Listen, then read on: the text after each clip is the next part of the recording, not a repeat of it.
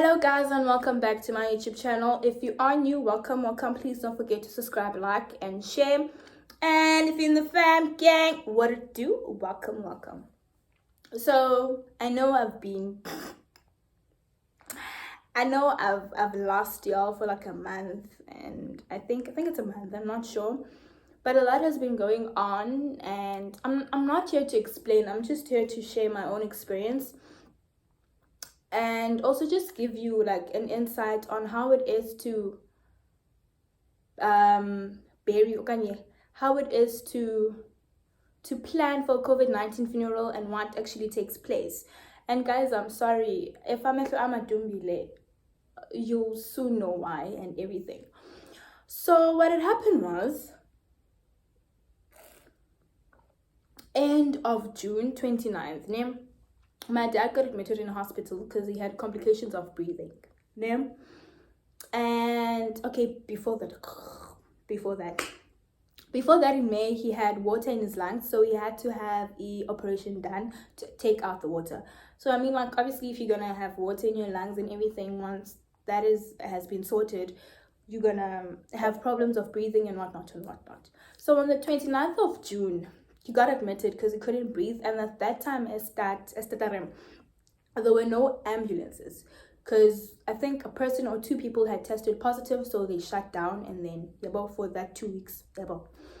So on the 29th at 5 o'clock, he couldn't breathe, so dressed him in everything, and he was struggling to breathe. He was struggling to breathe, and was with my first aid bit of knowledge. If you can't breathe, like, you have to,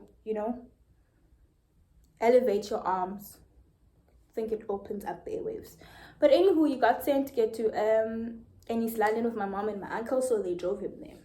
So we stayed 29th, 31st, 2nd, 3rd, 4th, and 5th, and 6th.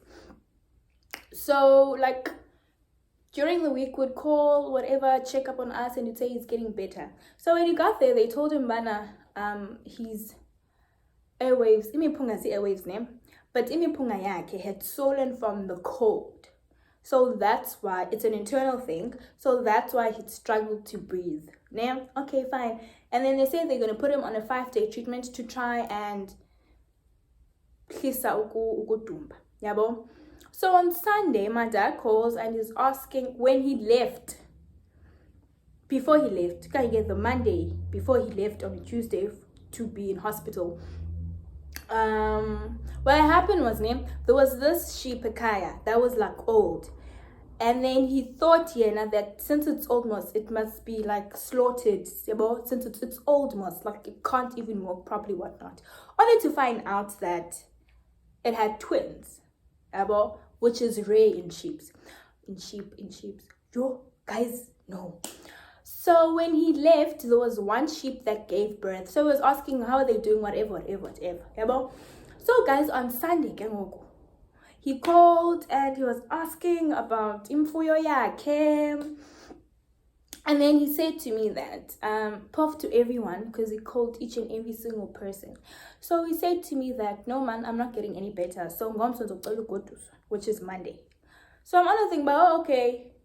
So Monday is London. Okay, fine. Monday comes, I'm excited, calling my dad Galoko to ask, so what time are they discharging you there so we can be on our way to East London? And remember, guys, from the day that he was admitted, we were not allowed to see him. The only time that they saw him was the day that they dropped him. The day that they dropped him. After that, whatever he needed had to be left to reception, and then it would be taken to him. Otherwise, the last time I saw my dad was on that Tuesday when he left to be hospitalized. That was it. I never saw him again. My mom and my uncle, the last time that they saw him was when they took him in and he had to do tests, because they came back later on Tuesday saying that he's been admitted. That was the last time that we saw him. Other people didn't see him at all.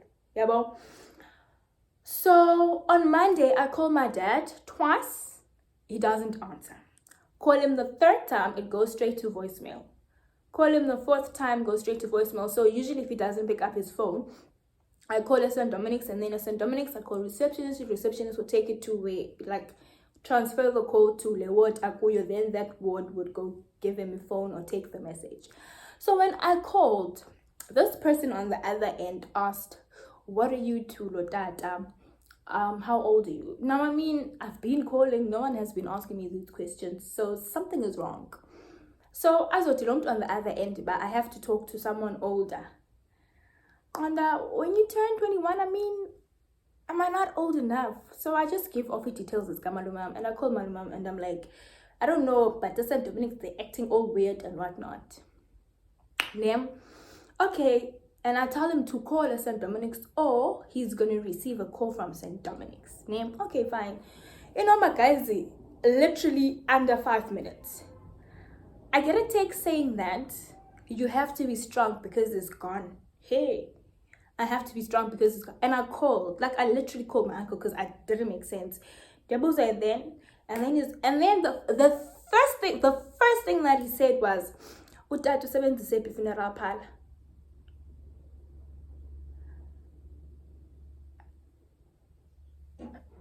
That was me. Like, that's how I reacted. I didn't have anything. I just was shattered. But now it's different because I'm able to talk about it. Guys, in there, I saw Fame over with tiles, and I just cried. I couldn't even cry, let it out. It was just tears because Mama was in the room and the sibling Yama was watching cartoons, so I can't be and remember, I have to be the one telling Mama. So what I did was I called my other uncle who's closer, and I told him, "Bana, so Dad is normal, and I can't be the one telling her that Mnyenwake is normal. You understand?" So guys, I was like, you know, when you get told something and you're still trying to process everything, and you trying to play scenarios about what had happened and whatnot. So my uncle came, told my mom, and she was in shock, guys. Wavele wakuza, and after that she was quiet. Like, she was quiet. Wayengateti, wayengatini, like, she was quiet. And then called my other uncles,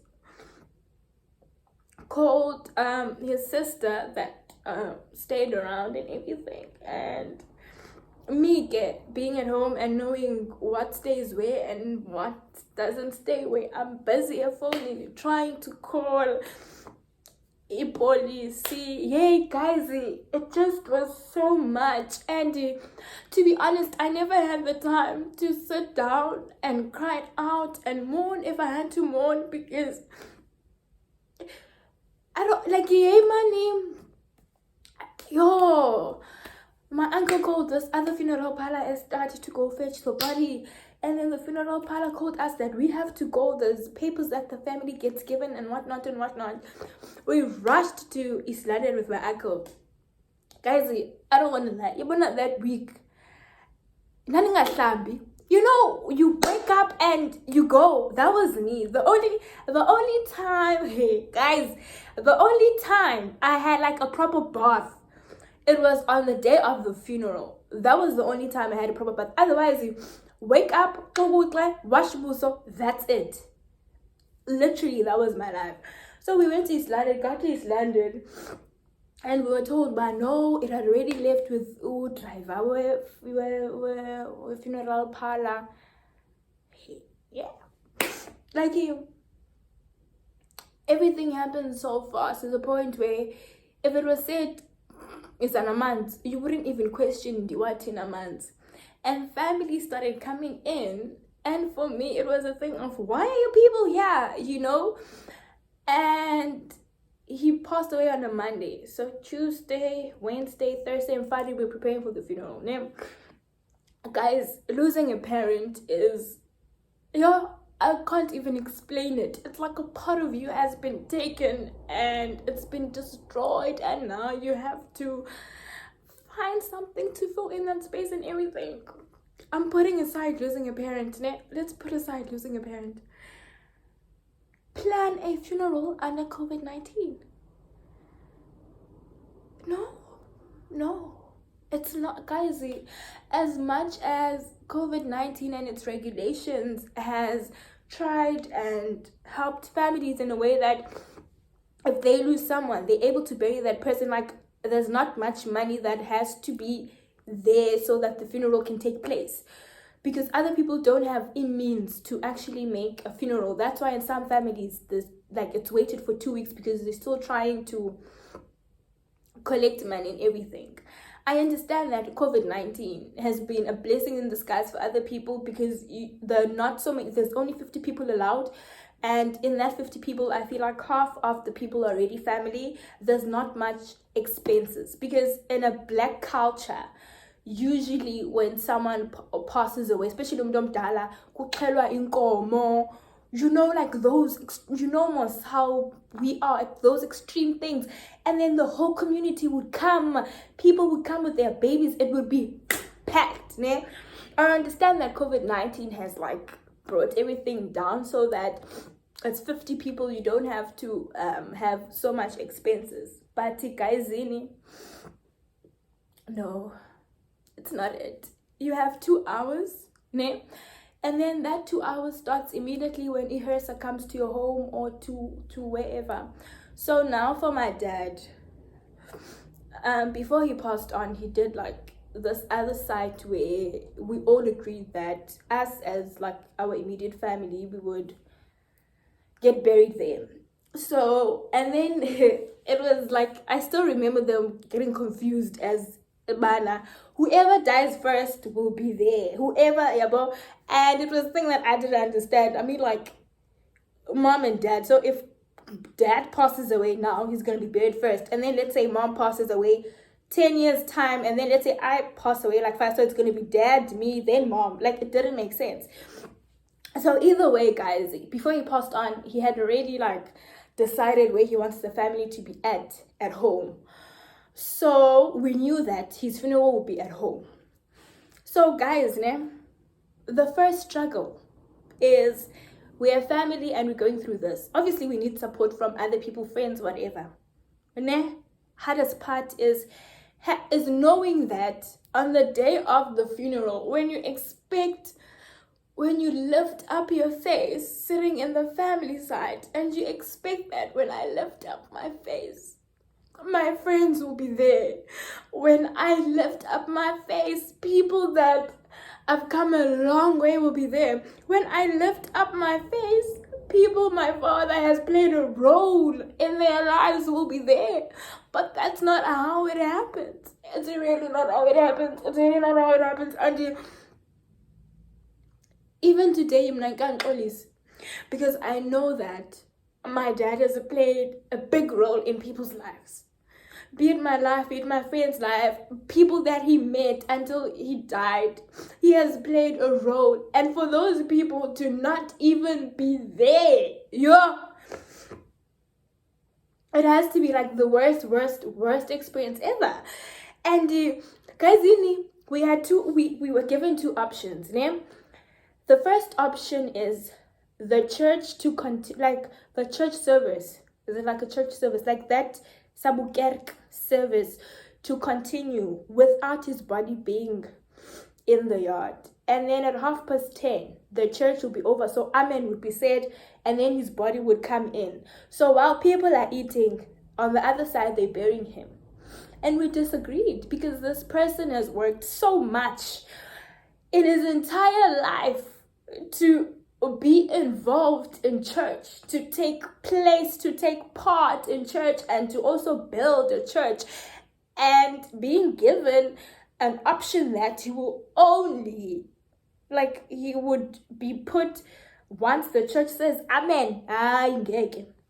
So the second option was for the people from a funeral parlor to bury him. Like, they come in at 9, and then they're given 30 minutes to bury him.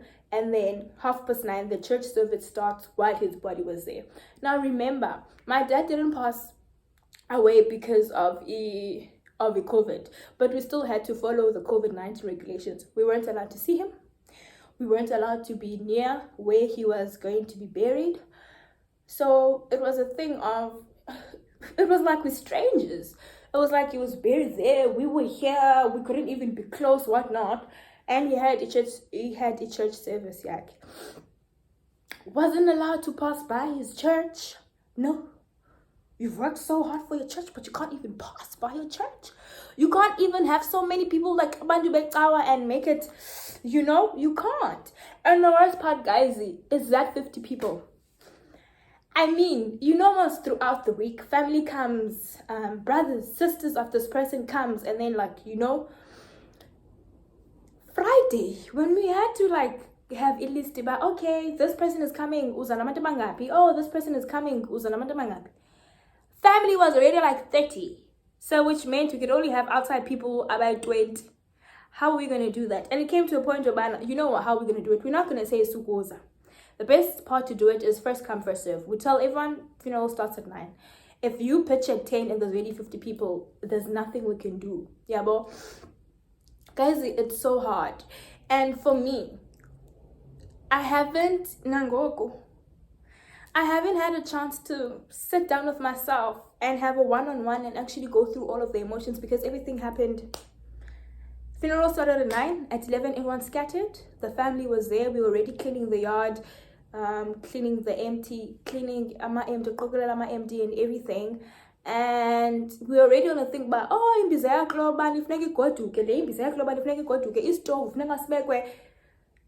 And those things are done the next day. If you have a funeral on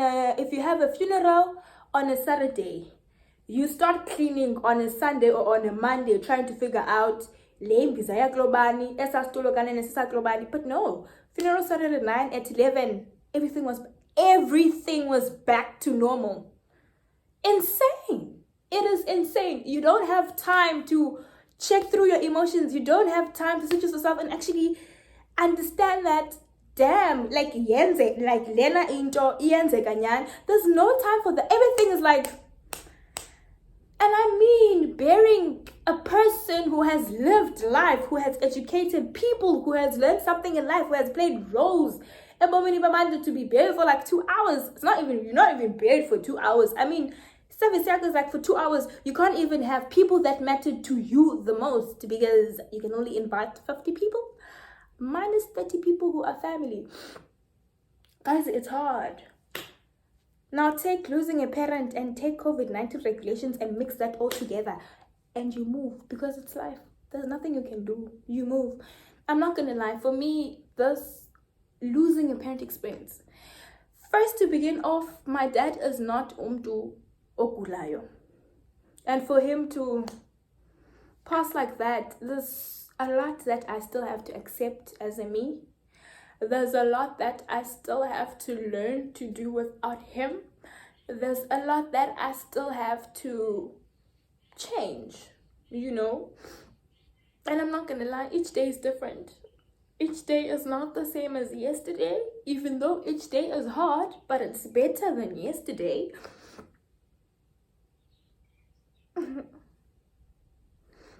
And guys, having to do schoolwork and your family being around, it's not easy. I know, most of people have asked me, you lost your dad, why aren't you home? You're supposed to be home, you're not supposed to be back in school and all of that. And I preferred to come back to school because it's better that way. It's better that way for me, because when I'm home, everyone is at home, you understand? And at home, everything reminded me of Utata at home. His graveyard is there, you can see it. His pictures are still in the house. Not that I'm saying they should be taken down, but it's harder to focus at home than when you're all alone. Because when I'm all alone, I'm able to invest in my emotions and see what is happening with emotions and actually be able to cry it out. But when I'm home, I can't cry, or I have to be stronger for the young ones. Or my mother, she can't show me how she really feels, because she says to herself that I have to be strong for my kids, because if I'm not strong, then how will they be strong? So it was actually my decision to actually come back and take time and understand everything that has happened and still be able to, like, because what I've been doing kakulu is putting my emotions aside and dealing with school, and I haven't really had time to invest in my emotions and dig in my emotions and say, Yhanisi, this has happened. And I won't lie, guys, I am still in denial. I have not deleted my dad's number, and I'm not, anytime soon, I'm not going to do that. And the worst thing that I've had to accept was that on his side, my dad has let go. My dad has said goodbye, but I have not. And it is like the hardest thing ever, because guys, so after his funeral, after his funeral, like days after his funeral, I dreamt and I was stranded. And obviously the first person I call is my dad, because my mother never answers the phone. So I called my dad, and my dad said, Yhanisi, I'm no longer there. Bye-bye. And that was it. And in the morning, I repeated what he said. Yhanisi, I'm no longer there. Bye-bye. Which was his way of actually saying goodbye to me, that I'm no longer there. I've left. You need to find another way to have a protector and everything. And guys, I don't even know how to explain how it is to lose a parent. Looking at my life right now and everything, I am so confused. I am so confused. And I'm not sad because I regret losing my dad, because maybe I wanted to fix his window before he passed. No, I'm not sad because of that. But I'm sad at the mere fact that I haven't done what I wanted to do for him. He's no more. And I mean, you can make a person proud when they're no longer there because they can see what you've been doing. But I haven't, as a daughter to my dad. My dad has done so much for me. He has done his part as a dad. I'm happy about that. Like, I'm happy that I was able to have a dad who has actually played a role at Bominibam. But the thing is, I have not done the most that I've wanted to do for him while he was still alive. And coming to this, guys, whatever problems you have, I know others have grown up without their fathers because the fathers passed away while they're still young, or their mothers passed away while they're still young, or they don't know their dads, or they don't know their moms, or something like that. But guys, whichever parent you still have, or if you still have both of your parents, check up on your parents every day. No matter and you decided not to talk, or you decided not to reach out to your mom or reach out to your dad, reach out to your parent or to your parents. Reach out. You don't have to call each and every single day. You don't have to. I know sometimes it's hard for other people to say mama ndektanda or tata ndektanda. I know it's hard, but call once in a while. Check up on your mom or dad or both parents on a Sunday and go cook for them and go back to your place. You don't have to stay with your parent in order to appreciate them, because the guys, I don't want to imagine not being able to make peace with my parent while they're still alive and losing them without making peace, because I feel like that would hurt you more than actually losing them.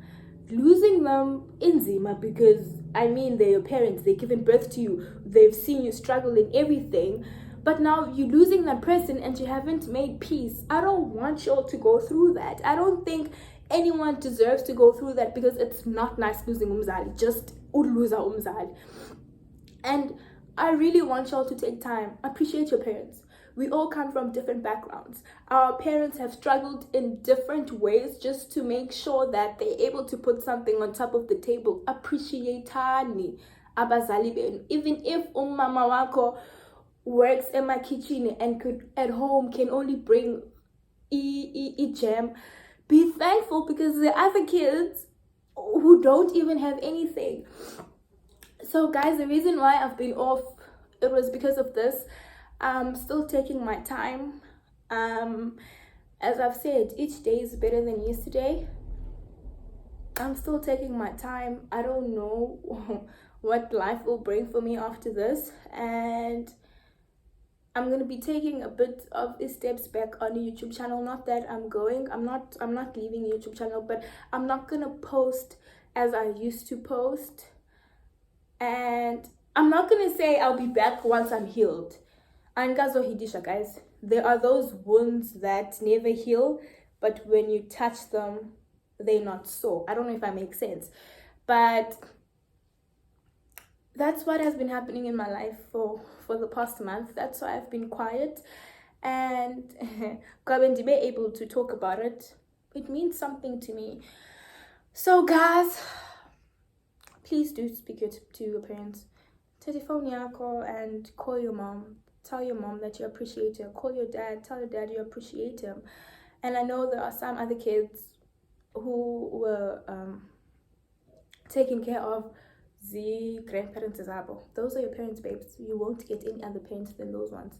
And remember, you can replace a boyfriend, you can replace a girlfriend, you can replace a friend, but your mom or your dad will always be your mom or your dad. I get those opinion for mine.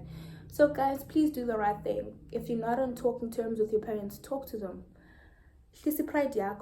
Be the bigger person, talk to them, because it's not nice losing someone, and I don't think it's nice to lose someone and you never made peace with them. And then you're not even sure if.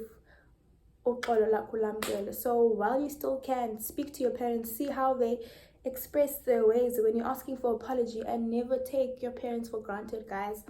Until next time.